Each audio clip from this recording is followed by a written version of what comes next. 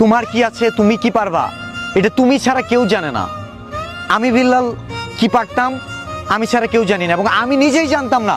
কারণ আমি চেষ্টা করতে করতে একটা পর্যায়ে হচ্ছে না, এটা না ওইটা কিছু একটা দিয়ে হবেই, আমার তো ঘুরে দাঁড়াতেই হবে।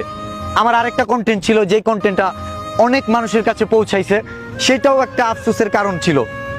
কন্টেন্টটা কেমন ছিল? ভালোবাসার এই আলো জ্বালাতে পেরেছে কজন? বেশিরভাগই তো হৃদয় ভাঙার গর্জন। হৃদয় কি ভাঙছে না অনেকেরই? পারবো কিনা জানি না, তবে স্বপ্ন আমার একটাই, আমি তোমার আফসোসের কারণ হতে চাই। আমি কি পেরেছি?